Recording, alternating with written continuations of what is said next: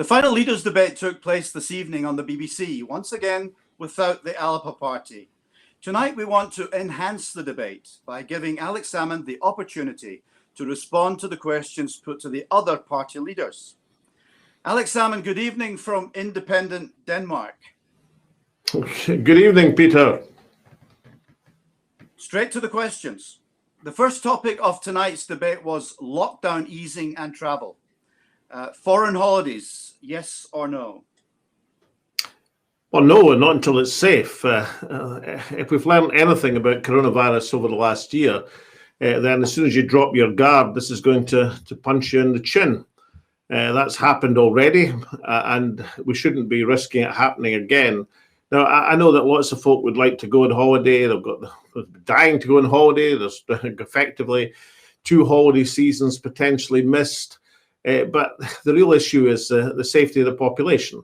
And until this virus is properly contained everywhere, it's still a danger anywhere. And the variants of the virus could be very, very telling indeed. People might remember a few months ago, the entire mink population of Denmark and France had to be slaughtered. And there was some stories about it. There was a big controversy in Denmark as to whether it had been done safely. But there wasn't really much examination of why. Well, the reason the mink populations were slaughtered was that they were infected by humans with coronavirus. But what's less well known is there were over 50 variants of coronavirus took place within the minks.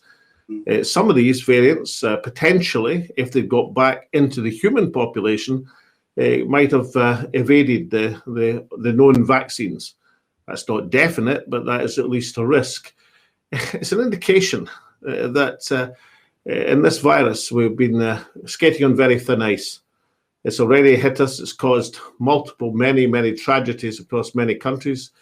We see the situation that's taking place in India at the present moment, and therefore caution, absolute caution is necessary.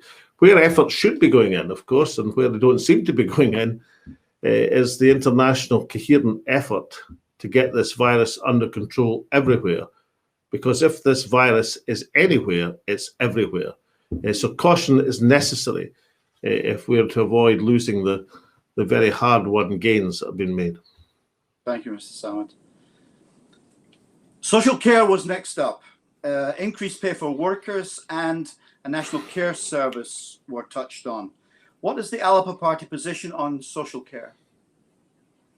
Well, yes to both of these. I mean, the question of the national care service has been talked about for many years, but how much progress has been made to implementation? And in terms of the paying conditions of workers throughout the care sector, then that's been highlighted through the drama and the agony of COVID in terms of that some of the poorest paid workers in the land have been asked to take some of the greatest risks and make the greatest sacrifices. So one of the determinations, if we're to emerge with a different world, a new world after COVID, should be start doing right by our care service. One of the innovative proposals of ALBA, in addition to having 100,000 new socially rented houses built, which is what we're needing, far beyond anything being proposed by the other political parties, through the means of borrowing from the Scottish National Investment Bank, having access to the international markets, being able to borrow in a 20-year bond at just over 1% at the present moment, with the capability of investing at better than 3% return in social housing. But that social housing doesn't need just to be conventional family units. We should be talking and thinking about a new generation of care homes, purpose-built, optimum build, in terms of energy efficiency and staff efficiency with the right conditions, much more hygienic than many of the current care homes, because it is a reality that many of the care homes are not really fit for purpose because they are converted hotels or mansions or big buildings. Very few of them actually been built with the job that they're doing in mind. So we propose that there should be a new generation of care homes built with government capital. They can then be rented or leased to local authorities, to charities, to the private sector, to make sure that we have the capacity for the care sector in the future, and to make sure that every person going into a care home is living in the optimum conditions of a purpose-built care home in magnificent locations where people can enjoy their retirement, and not just in comfort, but in safety, with well-remunerated staff and with a coherent provision for elderly across the health service and the care service. Thank you. Yeah. The next question put to the party leaders was on income tax. Would the ALBA Party favour tax rises in the next Parliament if it was deemed necessary, or would they vote against? Well, it shouldn't be necessary. I mean, the only circumstances that it might be necessary if there was a further squeeze on Scotland's revenue from Westminster, and therefore that feeds back to ALBA's urgency in getting ahead of the independence question and putting the matter to the touch.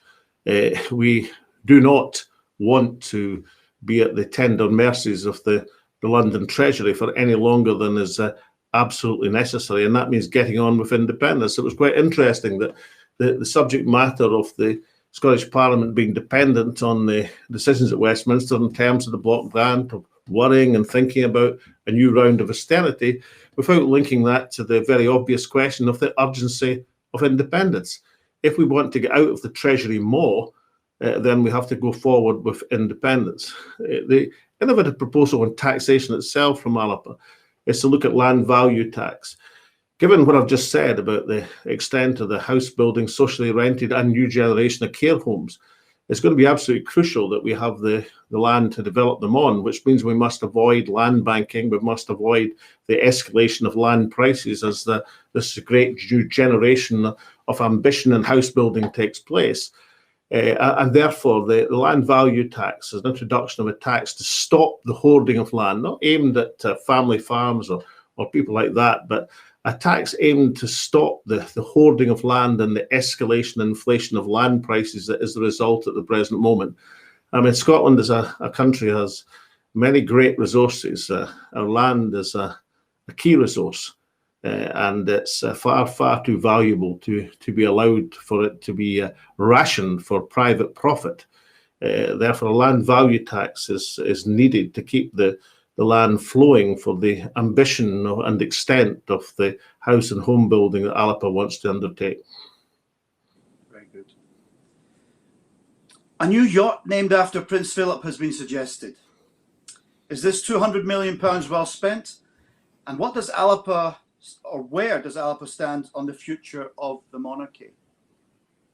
Well, complete rubbish as far as the idea of a new royal yacht's concerned, and should be not even on the list of any sensible party's proposal. I was interested that the idea was floated, although not stated, that such a royal yacht could be built in the Clyde. I'm just wondering where exactly on the Clyde is it going to be built, because the only commercial shipyard we have in the Clyde is Ferguson's. And that is a yard in only emerging from the difficulties created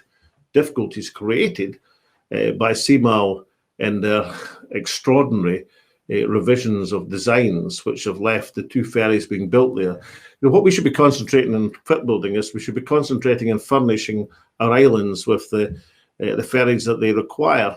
I mean, if you take Greenock, for example, not only at Inverclyde, not only is there Ferguson's as a commercial shipyard, there's also one of the great dry docks of Scotland, which is currently frozen, having been sold for £1 to a developer by the council. There's also round that area off the Clyde some extraordinary facilities in terms of deep water, which again are in private hands in the main, and again are not available for proper use. I mean, these things are far, far too valuable to be allowed to lie to waste. And what we should be looking at is getting back to the original concept when Jim McCall took over Ferguson's in 2014, that this would just be the start of a whole new generation of ferries built on the Clyde, built to specifications, to consistent but innovative designs, and to refurnish and refurbish the entire ferry fleet of Scotland. And what's happening at the present moment to our island communities is an absolute disgrace,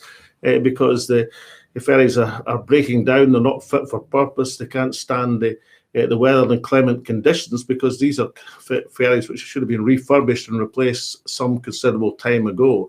So we should be planning a refurbishment of the CalMac ferry fleet, and we should use that design of this new generation of ferries built at Ferguson's in order to plan to move into international markets. And that should be the dawning renaissance of commercial shipbuilding in the Clyde. And we should be looking at it firstly to supply our own ferry industry, and then to intrude into the international marketplace with that home base secure. And to do that, we need to take into place the great facilities in that area of Scotland to see the rebirth and renaissance of Scottish shipbuilding. And we don't need another Royal Yacht to do that. What we need is commercial planning of the refurbishment of the ferry fleet of Scotland. Next up was the Constitution. With the Boris veto still in place, is there such a thing as a wildcat or illegal referendum? And what are ALBA's alternative routes to independence? Well, the only illegality that's threatened at the present moment is the illegality and the trespassing on the essential sovereignty of the Scottish people, which has been speculated on by Boris Johnson. You know, just 6 weeks ago at the start of the campaign, I was being told what a powerful Prime Minister Boris Johnson was, this imposing figure commanding the political scene, somebody who could say no to Scotland. Right now, he couldn't say boo to a goose. Looks like a puff of wind would blow him over. And therefore, a determined maintenance of the independence position, commanded by a supermajority of 80 or more independent supporting MSPs in the Scots Parliament, will prove something that Boris Johnson finds irresistible. I mean, the immovable object of the obdurate Prime Minister will soon be moved when facing a Parliament with independence majority of that extent representing the Scottish people. I don't think Boris is immovable in the slightest. I think he can be moved and will be moved. And I can say from personal experience of David Cameron can be brought to heel in 2011, 2012 and persuaded to accept a referendum in Scotland, then Boris Johnson certainly, who's not half as imposing a Prime Minister as Cameron was at that time, it can certainly be. But it takes determination, it takes guts, it takes gumption, it takes urgency, it takes willpower. This is not something that can be left to the fullness of time. At the end of the day, sometime we're going to get round to it. When this is over, that's over, the next thing's over. If we believe, as we must and should, as independence supporters, independence is something vital to Scotland, something vital to the economic and social well-being of the Scottish people. This is something we have to move ahead with. And that is why it's so important that ALBA have this bridgehead in the Scots Parliament. It will change the nature and flow of the debate and change it utterly. In the leaders' debate tonight, it's perfectly clear we've got three unionist parties, ragtag and bobtail, who are hysterical in their opposition to movement forward in the Scottish Constitution. We've got the Green Party, who are insipid at best on independence. And against that, if it's one party advocating independence, the SNP, then the whole balance of the debate moves towards unionism, even at a moment where a majority of the Scottish population are supporting the cause and case for independence. This is why ALBA is needed, desperately needed, to rebalance that debate, to build and help build the supermajority, to inject the urgency, and to make sure there is no further procrastination on the issue of Scottish independence. Independence is not something for the hereafter, it's something for the here and now, which is why I believe and expect that next week the ALBA MSPs will lay down the motion in the Scots Parliament to get on with it, to start negotiations with Whitehall on Scottish independence, and to get this issue settled and done. And if we do that with determination, then Boris Johnson is going to find it difficult to resist a demand for the Scottish people, which is based on the essential legitimacy of their sovereignty as a nation. Thank you. Two other issues came up in connection with the constitutional debate, and that was the idea that a recovery is impossible while the distractions of a constitutional debate is ongoing, and at the same time, the currency question once again re-emerged. Your thoughts on these 2 points? Well, recovery and progress in the Constitution are not opposites. They're part and parcel of the same debate. Just as nobody in the right mind would, after the events of the last year, want to leave somebody like Boris Johnson in charge of the full emergence from COVID, then nobody in the right mind would trust Boris Johnson or his Chancellor with the recovery and reconstruction of the Scottish economy. Again, if we believe that independence is vital to the economic well-being of the Scottish people, we'd want to see that well-being and that initiative in place as soon as possible. If ALBA are right in our estimates of what is required in order to reconstruct the Scottish economy, not billions, but tens of billions of public investment and the range of opportunities that will be available, investments in infrastructure, things that are needing done, then we're going to require the Scottish National Investment Bank to have borrowing powers to do it. We can't get these borrowing powers under devolution. That requires independence for the Scottish National Investment Bank to lead recovery. So independence and recovery are one and the same.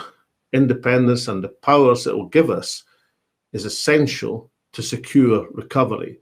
They are not polar opposites. They are part and parcel of the same equation, which says that power and responsibility lead to recovery. And on the currency question, let's get a straight answer.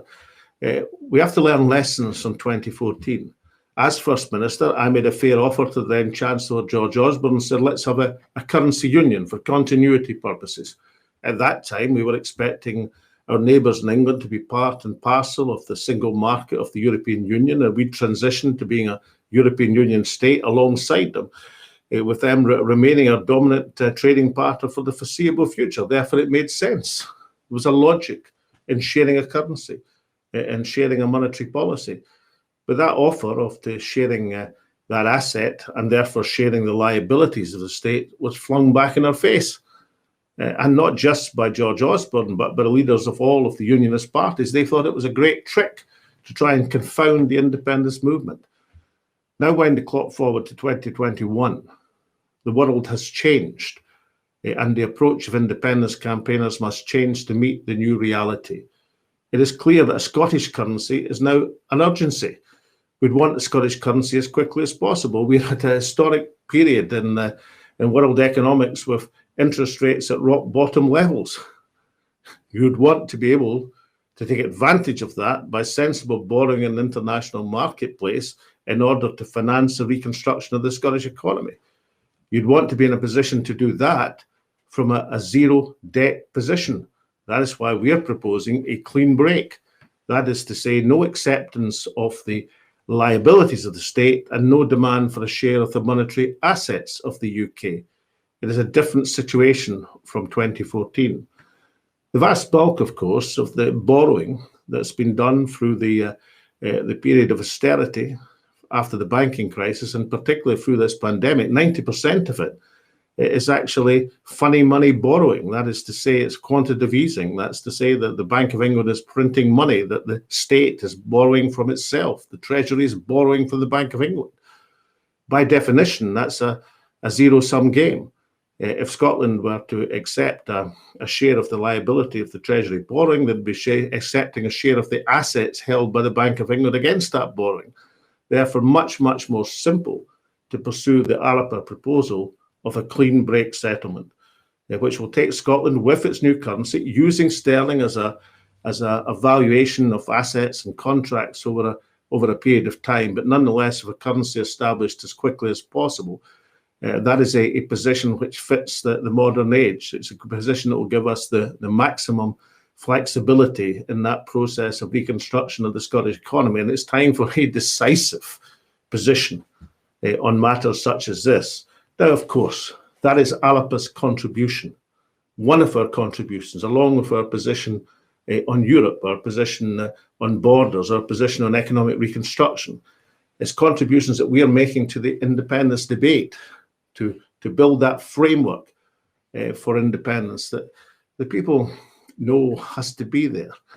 You know, not everybody in Scotland is going to read every aspect of the ALBA manifesto or examine every aspect of the negotiating position that has to be put forward in terms of the independence debate. But people like to know it's there. And the reality is there hasn't been enough of the hard thinking done to prepare ourselves and the people for a world in which we are negotiating Scottish independence from the Westminster government. And we have to go in with prepared arguments, prepared negotiating positions, and we've got to learn the lessons of 2014. We have to understand the world has changed and brings with new challenges, but it also brings new opportunities. And I'm proud to say that ALBA, through this election campaign, have made substantial contributions to that debate, which is why we are worth support from independence-minded people. And as all of us take the future of our country into our own hands and stare at a very long regional list ballot paper, those people of independent mind should be looking at number 2 in the regional list ballot paper and seeing ALBA and putting the cross there for Scotland's future. Thank you. Brexit Sea of Opportunity was put to Douglas Ross. Response: how is a devastated fishing industry to recover? One of the images of the campaign was early on when the Peterhead fisherman, John Buchan, skipper of the Fairline, and owner largely now, because the Fairline is on escort duty in the offshore wind turbines in the Irish Sea. But John, who's been at sea for, well, half a century, best part of, is someone who's seen the fishing industry over that period of time and understands it better than everybody else. And he was saying that back in 2016, you couldn't go down to the market in Peterhead without falling over Nigel Farage or Boris Johnson or Michael Gove, telling the fishing community of the east coast of Scotland, the northeast of Scotland, round the coastline of these islands, in fact, that they were going into a new paradise when they would be able to catch what they wanted with great quotas and all the rest of it. They forgot to add, of course, that we're going to be shut out of the most lucrative markets. And currently the tragedy which befallen, particularly the family-owned businesses specialising in shellfish and langoustine, has been an absolute heart-rending disgrace as they've been abandoned, sacrificed and jeopardised by the Brexiteers. And John Buchan said that Boris Johnson now is nowhere to be seen, and neither are any of the rest of them. And of course, he also added in that beautiful Buchan Doric lilt that if Boris Johnson did decide to come back to Peterhead Market, then he better learn to swim, because he'd be in the harbour, not visiting it. So that's the extent of the betrayal of the Brexiteers. What fishing industry needs is not just financial assistance. What they need absolutely is a re-entrance into the European marketplace to guarantee the prices for our high-value whitefish and shellfish product. That's what we need. And that is why ALBA's proposal of a re-entry through EFTA, ALBA for EFTA, something that can be secured in a matter of weeks, not the 3 to 5 years that European Union re-entry would require, and through EFTA into the marketplace, into the European Economic Area, with the possibility of staying in a customs union with the rest of the UK to soften what will inevitably be an administrative border, not a border for people. That's secure through the Common Travel Area, which has been in existence since the 1920s. But an administrative border for goods is going to be something that we have to deal with and accept, and something that we know can actually be used for our benefit. People say, what's the benefit of an administrative border? Well, the first batch of chlorinated chicken that comes flooding into the Scottish supermarkets under the plans that Boris Johnson and co have in mind for us would soon emphasise that. We live in a world where people appreciate the importance now, after the experience and tragedy of the last year, of public health and the necessity to make sure we have clean, pure food and we have the highest standards possible. These are all things that a nation can secure in these terms. But for our fishing industry, for the industries of Scotland as a whole, then what we require is re-entry into the European marketplace with an effective a plan as possible. And that's why ALBA for EFTA, again, is some of the new thinking from the ALBA Party as part of the the independence coalition, the independence movement that we are bringing forward in this campaign, setting the pace, setting the agenda, building the framework for the new independence proposition that is fit to be placed before the Scottish people in an urgent timescale, not a timescale which wends its way into the future, but something that is initiated now. Final question of the evening, Alex, was of a personal nature. What are you most looking forward to when the COVID restrictions are lifted? I think